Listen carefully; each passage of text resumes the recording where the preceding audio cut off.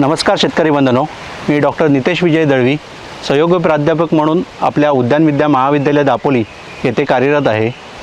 सोनचाफा हे बहुवार्षिक सुगंधित पीक आहे आणि ह्या फुलांना वर्षभर मागणी असते। त्यामुळे कलमे रोपेची मागणी ही मोठ्या प्रमाणात असल्यामुळे ह्या पिकाची अभिवृद्धी आपण शाखीय पद्धतीने म्हणजेच मृदकाष्ठ कलम आणि दुसरं म्हणजे भेट कलम याद्वारे आपण ह्याची कलमे तयार करत असतो।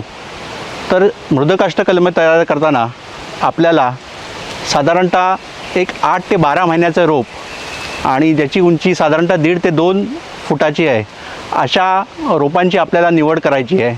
ही रोपं साधारण 6 बाय 8 पिशवीच्या आकाराच्या पिशवीमध्ये असतात आणि हीच रोपं आपण कलम तयार करण्यासाठी घेतो। तसेच ह्या पिकामध्ये जी मातृवृक्ष कलम आहे ह्याची आपण साधारणतः 10 ते 15 दिवस अगोदर फांद्यांची डिफोलेशन करतो। तसंच कलम काडी ही साधारण निरोगी आणि चांगल्या प्रकारची असावी हे यातलं महत्त्वाचं आहे। तसेच कलम काडी ह्याची जाडी आणि त्याचबरोबर खुंट रोपाची जाडी ही मिळती जुळती आहे की नाही हे आपण पाहिले पाहिजे। कलम काडी ही साधारण जी डिफोलेट केलेली जी मातृवृक्ष आहेत ह्याच्यातून आपण निवड करून ती कलम तयार करण्यासाठी आपण निवडायची आहेत। त्यानंतर आपण खुंट रोपाला साधारण कलम चाकूच्या साहाय्याने एक आडवा काप देतो आणि त्यानंतर एक उभी छेद देतो। उभी छेद ही देताना साधारणतः 5 ते 6 सेंटीमीटर करावी। तसंच आपण जी निवडलेली कलम काडी आहे ह्याला साधारणतः 5 ते 6 सेंटीमीटर इंग्रजी व्ही आकाराचा आपण एक काप देतो। असा काप दिल्यानंतर आपण ह्या कलम काडी जिथे आपण उभा काप दिलेला आहे अशा ठिकाणी आपण बरोबर मध्यभागी पॉलिथिन ग्राफ्टिंग टेप जी 300 गेजची आहे ह्याच्या साहाय्याने आपण ती घट्टरित्या बांधायची आहे। तसंच ही बांधल्यानंतर जिथे आपण कलम केलेला आहे त्या जोडाच्या खाली जी फूट येते ही वेळोवेळी काढायची आहे। त्याचबरोबर त्याचं पाण्याचं व्यवस्थापनही करायचे आहे। तदनंतर साधारणतः 2.5 ते 3 महिन्यानंतर ही आपल्याला पट्टी आहे ती वेळेत सोडवायची आहे। प्रकारे आपण मृदकाष्ठ कलमे हे साधारणतः फेब्रुवारी मार्चमध्ये मोठ्या प्रमाणात तयार करू शकतो। भेट कलमाच्या द्वारे सांगायचं झालं तर भेट कलमाचं आपण हे पाहतच आहात की भेट कलम करताना आपल्याला साधारण 5 बाय 6 आकाराचे पिशवीचे रोप मगाशी सांगितल्याप्रमाणेच साधारणतः 8 ते 12 महिन्याचे आणि 1.5 ते 2 फुटीच्या उंचीचे रोप आपल्याला कलम करण्यासाठी निवडायचे आहे। त्यानंतर आपल्याला ह्या भेट कलमाकरिता बांबूच्या आधाराची गरज असते।